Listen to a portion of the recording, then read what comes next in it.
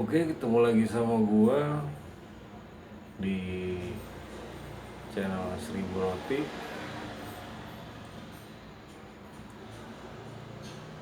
Malam ini gua buat karena ada kawan yang nanya. Dan sepertinya bukan yang pertama kali, mungkin kesekian kali dia nanya tentang kripto metaverse gitu ya. Ini dari sisi sudut pandang gua yang serba setengah-setengah. Artinya orang teknologinya separuh, orang industrinya separuh, orang bisnisnya separuh gitu ya. Gue lebih generalis lah, karena sekolah gue juga dulu sekolahnya teknik industri. Gue bukan teknik informatika murni yang belajarnya hanya itu, atau gue bukan teknik mesin yang belajar hanya itu. Gue teknik industri yang hampir mempelajari semua bidang keilmuan, karena tujuannya adalah mengetahui satu demi satu untuk menghitung dan membuat sebuah pabrik. Balik lagi soal kripto tadi,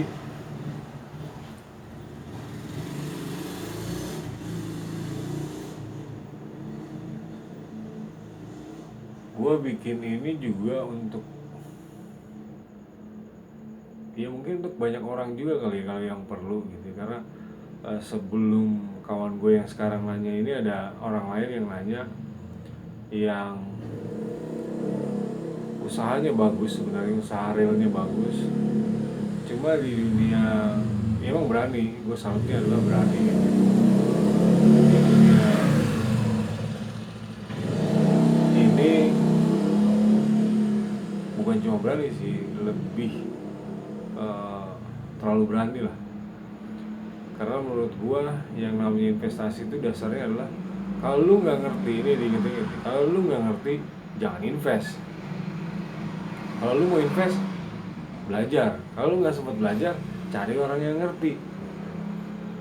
Artinya gua ngelihat bahwa keberhasilan orang di satu bidang mungkin kebawa juga bisa ke keberhasilannya yang lain.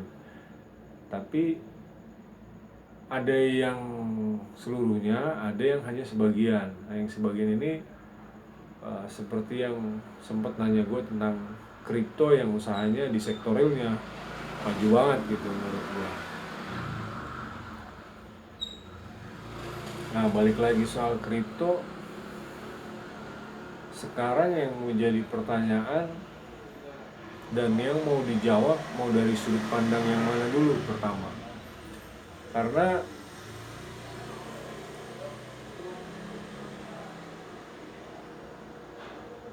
apa ya? Menurut gue, karena gini, sekarang yang real aja, ya, yang usaha real aja, sebagian orang mungkin masih sulit menyentuh. Sebagian orang masih belum mengerti dasarnya gitu. Kenapa bikin ini, kenapa bikin itu, kenapa usaha ini, kenapa usaha itu gitu.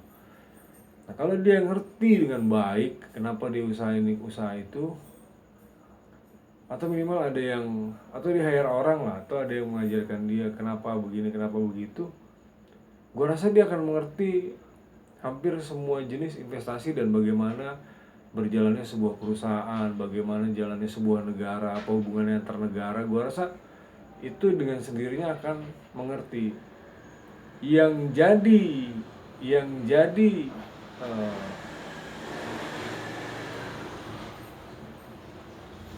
poin penting kenapa akhirnya gue bikin ini adalah, tak kala orang biasa masuk ke dunia yang dia sendiri juga nggak ngerti gitu dasarnya apa gitu. Itu kan menurut gue suatu hal yang berbahaya gitu. Soal keberanian, oke, gue acungi jempol. Sama kayak gue buka usaha, memang waktu gue main di pintu, gue juga nggak ngerti pintu sebenarnya awalnya sama sekali. Gue nggak ngerti struktur dan konstruksi sama sekali, tapi gue belajar gitu. Ya kelebihannya di situ. Cuma yang jadi pertanyaan adalah orang yang usaha berpuluh-puluh tahun masih belum tentu ngerti dasar utama bagaimana usaha itu berjalan gitu. Dan itu banyak gitu setelah gue lihat kemarin. Nah akhirnya gue bikin juga video ini. Nah, balik lagi ke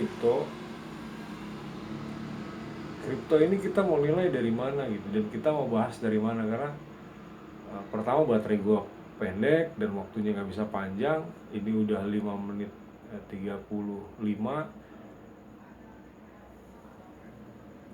Gue sendiri juga bingung sebenarnya mau jelasin dari mana, karena gini, kalau mau dari teknologi mungkin sebagian akan ngerti, bagian ada yang belum ngerti gitu. Kalau gue mau bahas dari sisi akuntansi, mungkin ada yang ngerti, ada yang belum. Sekarang ini video pertama gue, lo bisa kasih kolom komentar di bawah, nanti gue jelasin kalau emang ini menarik buat lo, ini menarik buat banyak orang untuk diketahui jauh lebih banyak, gue bikinin video selanjutnya. Karena menurut gue durasi yang paling baik adalah 10 menit kurang. Sekarang gue bahas dulu dari akuntansi lah, kita nggak usah bahas teknologinya dulu. Dan kenapa sih gue lari ke software juga, begitu lo ngerti akuntansi dasar, lo pasti ngerti gimana industri itu berjalan, gimana keuangan itu berjalan. Kita harus mulai dari wealth itu harta itu datang dari mana sih? Kalau standar akunting di seluruh dunia, harta sama dengan hutang plus modal gitu. Artinya harta lo, ya aset, kayak lo mau duit, kayak mau kalau lo mau punya rumah, mau lo mau punya pabrik, mau punya apa, ya harta lo itu pasti sumbernya antara dari hutang atau dari modal. Intinya itu dulu tuh.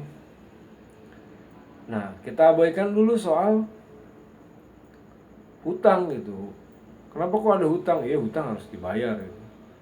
Hutang itu kan tujuannya untuk, misalnya lu kayak gue sekarang bikin roti gitu kan, permintaan udah tinggi nih, udah mau hampir 1000 per titik gitu kan. Tapi kan artinya kan kapasitas produksi masih naik. Nah kalau gue gak punya duit, ya kan, gue bisa minjem ke bank atau ke lembaga mana lah, ya kan. Atau kalau di hutang jangka pendek, gue bisa juga minjem ke supplier, gue bayarnya tempo, itu hutang jangka pendek, dan lain sebagainya gitu, untuk memperbesar kapasitas produksi tersebut agar target penjualan gue tercapai. Jadi tujuan hutang adalah hutang yang baik katanya, walaupun nggak ada yang baik juga sih yang namanya hutang. Gue ngerasain enggak lah, mungkin kecuali hutang gaji ya, karena hutang gaji kita bayarnya terlalu repot kalau bayar tiap hari gitu. Ada sebagian orang yang repot bayar tiap hari. Begitu juga supplier, kalau barangnya udah mulai banyak, kalau harian ribetnya setengah mati.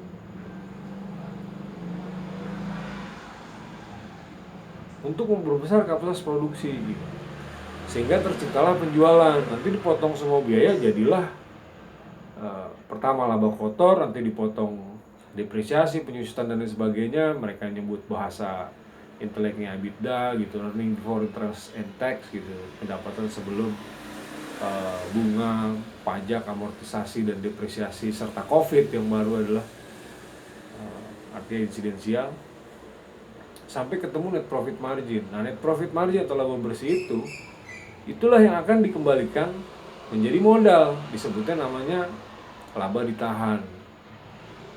Ya, jadi orang ada yang berharap dari situ, ada yang berharap dari laba, ada yang berharap dari naiknya harga saham tadi. Karena misalnya modal lu 100, ya kan, lu hutang lu 0, ya kan, berarti kan harta lu 100, harta lu 100, modalnya 100.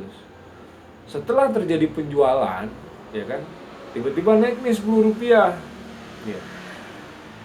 Kita bicaranya semuanya labanya ditahan aja, nggak ada bicara pembagian dividen. Dividen tuh kalau bahasa sederhananya di pasar bagi hasil lah, ya kan. Kalau mengacu perusahaan besar kan tidak semua uang itu harus dibagikan kembali gitu. Karena kalau dibagikan kembali lu nggak bisa invest, lu nggak bisa beli mesin, lu nggak bisa nambah orang, lu nggak bisa memperluas lahan produksi dan lain sebagainya. Nah, uang yang dikembalikan lagi ke perusahaan itu kan dipakai buat memperbesar perusahaan kalau perusahaannya bagus, ya kan? Kalau lagi loss ya dia buat nutup loss. Nah, tak kala itu kembali, biasanya value nilai sahamnya kan jadi naik. Tadinya 100 jadi 110 kalau semuanya tidak dibagi-bagi. Ya. Nah, itu disebutnya nilai buku. Jadi 100 kita disebutnya sesuai nilai aslinya. Begitu ada orang mau beli, ya sama kayak cincin batu giok dan lain sebagainya, zaman batu giok bunga, atau kayak sekarang kripto, gampangnya gitulah. Tapi sebelum masuk kripto kita bicara batu giok lah, batu giok, ikan lohan dan lain sebagainya. Begitu ada yang mau beli lebih mahal dari itu, sama seperti gue nggak setuju lah harga rumah naik kira-kira batu giok lah atau ikan lohan zaman dulu kan,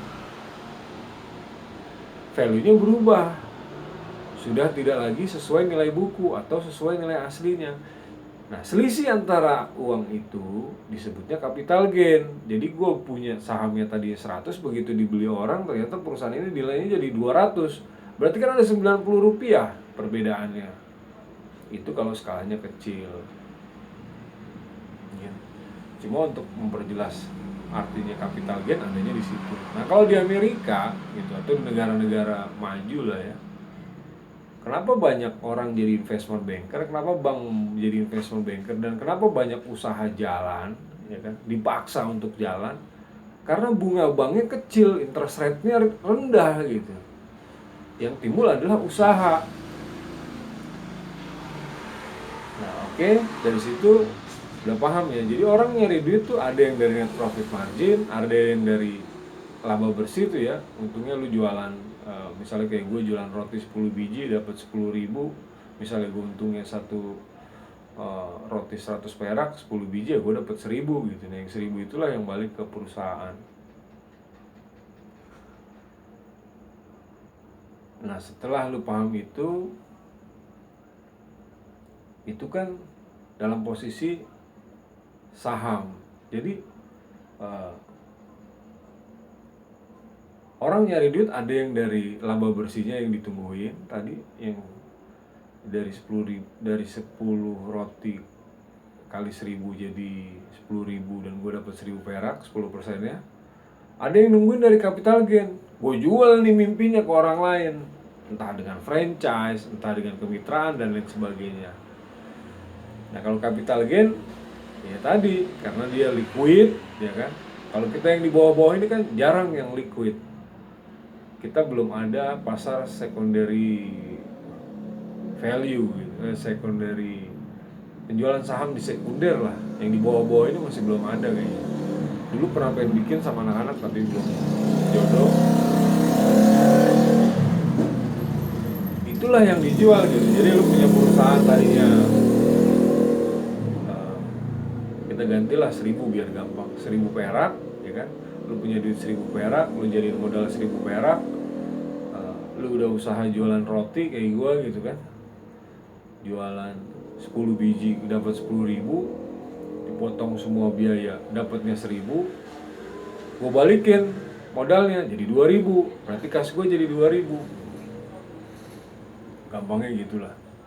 Terus tiba-tiba ada yang mau beli, harga perusahaannya 10.000, entah dengan franchise dan lain sebagainya, akuisisi, merger dan lain sebagainya, yang disebut valuasi itu. Jadilah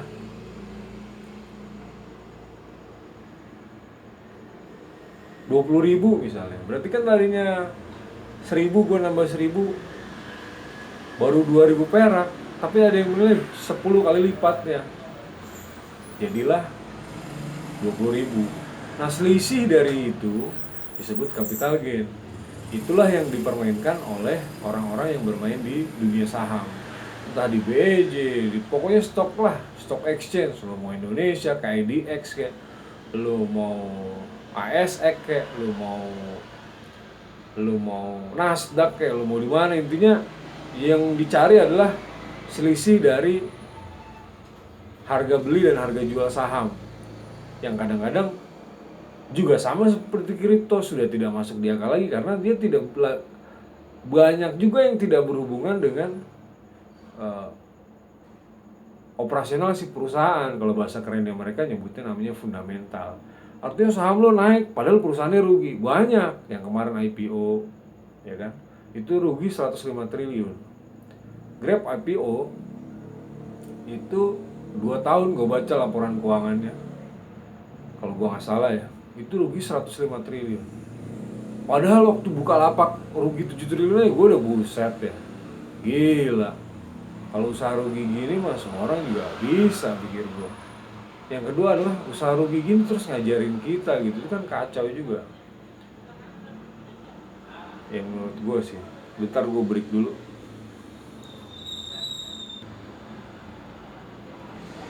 Oke, gue lanjut. Cuma emang ini agak kelamaan sih.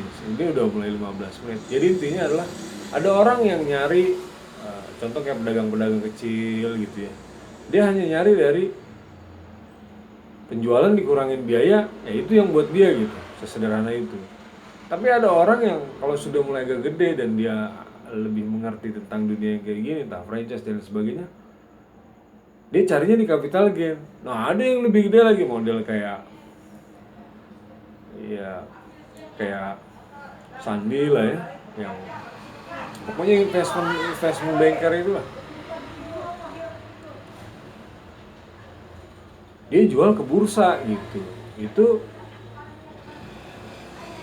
kemungkinan besar jauh lebih menguntungkan karena waktu harganya mau dibuat IPO itu harganya bisa di set. Jadi selama dia belum IPO harganya dikontrol diri sendiri. Setelah IPO, pas mau IPO harganya dikontrol sama diri sendiri. Kalau lu punya tadi misalnya 1.000, lu mau jual 10.000 selama pembelinya yakin bahwa saham lu layak dijual 10.000, jadi beli gitu. Oke, itu dari uh, cara orang nyari duitnya gitu. Karena balik lagi di akuntansi tadi, harta sama dengan utang pos modal, ada yang namanya arus kas. Duit gue kemana sih gitu. Kalau harta sama dengan utang pos modal tuh gue nyebutnya keseimbangan. Dulu gue pernah jelasin ini, gue nyebutnya kalau di neraca keuangan tuh harta sama dengan utang pos modal gue nyebutnya keseimbangan. Kalau arus kas gue nyebutnya duit gue kemana aja. Kalau yang laba rugi gue nyebutnya gue untung apa enggak sih gitu. Itu bahasa sederhananya untuk orang awam gitu. Nah, di arus kas ada 3 tuh. Ada arus kas operasi, ada arus kas investasi, ada arus kas pendanaan. Nah, ada yang bermain di pendanaan tadi. Jadi dia beli sahamnya misalnya 1.000, dia jualnya 2.000 gitu. Atau dia belinya 2.000, dia jualnya 5.000. Apalagi dia dari belum go public jadi go public gitu. Kalau lagi pas hoki naik, kalau lagi pas jeblok ya kayak siapa kemarin, WeWork jeblok tuh. Begitu laporan keuangannya dibuka dan banyak yang mengkritisi harganya, jauhnya nggak kira-kira. Oke, sebentar break dulu. Oke, nah apa hubungannya dengan kripto? Kita mulai nih. Tadi kan harta sama dengan utang plus modal, itu neraca keseimbangan. Terus ada arus kas, operasi, investasi, ada pendanaan. Ada laba rugi, itu kalau bahasa sederhana gue untung apa kagak. Nah, kita lupain semua bagian, kita fokus hanya ke aktivitas di arus kas pendanaan. Oke? Jadi mainnya di saham, karena ini urusannya sama kripto. Maka yang kita fokusin adanya di situ. Kita nggak mikirin gue untung berapa setiap roti, nggak ada hubungannya nih. Karena begitu lu main di saham, kadang-kadang yang begitu udah nggak peduli lagi gitu. Memang ada yang berpikir soal itu, soal prospektus dan lain sebagainya. Tapi keputusan strategis kadang-kadang nggak masuk di akal. Mau contoh, WhatsApp nggak punya penghasilan, tapi bisa dijual 19 miliar dolar atau sekitar 230 triliun saat itu. Lu bisa bayangin, kagak ada penghasilan, dijual dengan harga segitu. Oke? Jadi ada orang yang bermain bukan nungguin koin nih, setiap roti kejual 1.000 perak, enggak, dia nungguinnya begitu gue diakuisisi gue dapat berapa. Itu mainnya di tadi arus kas pendanaan. Oke, udah jelas sampai situ. Nah, arus kas pendanaan ini ada yang liquid, ada yang enggak. Kalau yang liquid dia sudah di bursa. Nah, kita bicara orang yang trading kripto, kita bicara yang sudah satunya resmi liquid, satunya abu-abu nih. Gue jujur aja kalau mau kripto gue masih puyeng gue kalau dengerin gini kan. Dengerin kripto.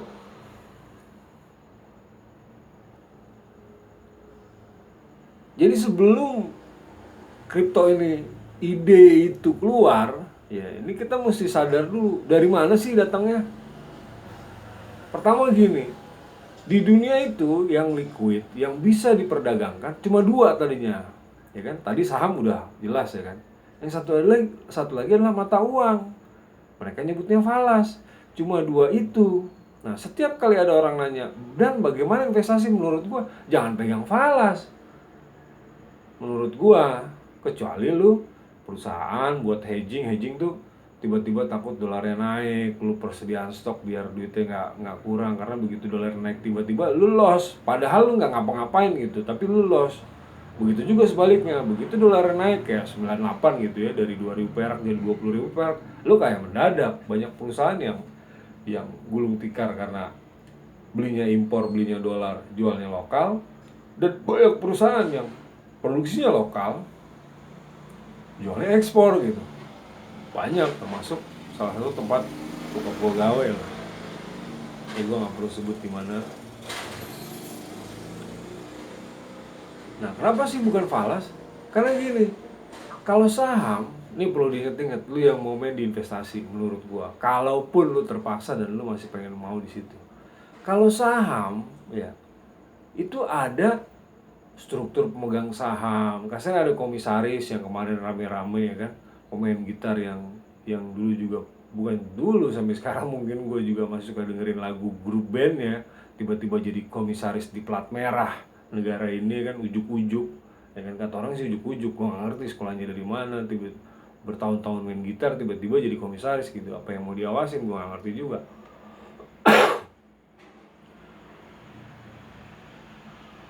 Artinya ada komisaris, ada direksi, itu dua hal yang berbeda. Ya. Kalau lu belinya saham, ya oke, masih ada resiko dimainin gitu kan.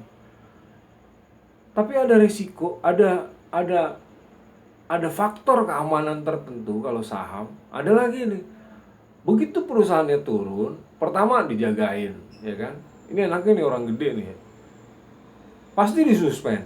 Begitu turunnya banyak, pasti disuspend. Artinya negara jagain. Coba, kurang enak apa? Ya kecuali ada yang lolos kayak kemarin lah, kayak macam yang kasusnya gede-gede lah ya kan, Jiwasraya dan lain sebagainya, itu kan aneh juga sih gitu masih bisa lolos. Karena kalau di trading di saham, lossnya terlalu gede aja pasti disuspend. Ini ada apa gitu? Karena itu membahayakan keuangan sebuah negara gitu. Itu yang pertama. Yang kedua, setelah perlindungan disuspend, yang kedua adalah perlindungan dari pemilik saham terbesar. Yang namanya perusahaan itu pasti ada pemilik saham terbesarnya. Kita nyebutnya namanya voting right. Lu sahamnya besar tapi lu nggak punya voting right, lu nggak bisa ngomong juga. Ada juga yang begitu. Kita bicara semua punya hak suara lah. Nah, begitu sahamnya anjlok nih ya, masa yang punya sahamnya paling gede diam aja? Nggak mungkin. Nah, haknya pemegang saham salah satunya adalah entah dia komisarisnya langsung, komisaris utamanya, atau dia menunjuk orang lain sebagai komisaris independen atau apalah ya kan.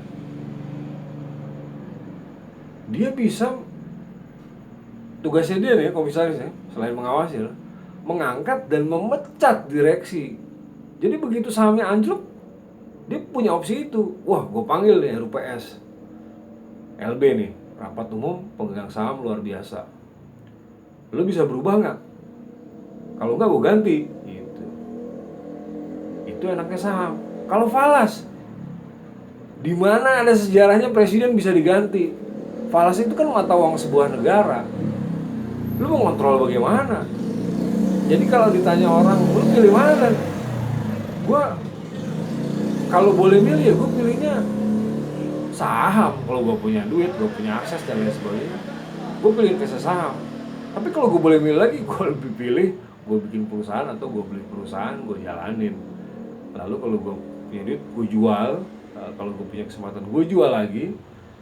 Atau kalau gue punya kans lagi jauh lebih baik dan Indonesia jauh lebih baik lagi, harga IPO-nya diturunin dari 5M asetnya, ya gue IPO gitu. Sehingga banyak pengusaha kecil yang mungkin akan berhasil, entah dia membentuk komunitas jadi koperasi dan lain sebagainya, dia bisa IPO gitu, dan ketergantungan dengan bank yang bunganya jauh lebih tinggi. Lo bayangin bond itu bunganya cuma 6%, lo lari ke bank bunganya 20%, tapi kan akses itu nggak dikasih gitu. Seakan-akan yang bawah udah lo yang gede aja, gue yang makan dagingnya. Nah itu dua. Nah kenapa sih kripto ini timbul idenya? Lepas dari teknologinya dulu nih, kripto ini timbul dari orang nggak bisa IPO. Gue punya usaha nggak bisa apa namanya, nggak bisa maju ke bursa, nggak tahu gimana caranya, keluarlah ide namanya ICO. Zaman dulu tuh, initial coin offering. Sebenarnya sama aja kayak lu jual saham, di hampir mirip ya, walaupun nanti perkembangan kripto ini agak berbeda. Jadi initial coin offering, jadi kayak apa, bursanya, bursa alternatif untuk usaha orang yang nggak bisa IPO di secara resmi di Bursa Efek Jakarta, di SGX gitu, Singapore Stock Exchange, atau di Nasdaq dan lain sebagainya. Nah, tapi ini udah terlalu panjang sih ya. Nanti gue lanjut deh sesi kedua, ini panjang banget. Takutnya baterainya putus lagi. Oke, sekian dulu dari gue. Sorry udah panjang banget, tapi ya memang begitu kondisinya. Gue belum bisa memperpendek penjelasan. Nanti suatu saat mungkin lebih baik kalau lo ada komentar atau lo pengen gue jelasin sesuatu yang lain lagi, silahkan tulis di kolom komentar di bawah ini. Kalau lo pengen tonton bagaimana itu akuntansi dasar, lo tinggal cari video di channel gue, ada yang namanya akuntansi dasar. Jangan lupa like, komen, dan subscribe. Oh satu lagi, jangan lupa share. Kalau ada yang nanya lagi soal kripto, tolong lu kirimin video ini. Mudah-mudahan atau mungkin dia punya pandangan lain atau ini bermanfaat buat dia. Sekian dari gua, terima kasih. Assalamualaikum warahmatullahi wabarakatuh. Selamat pagi.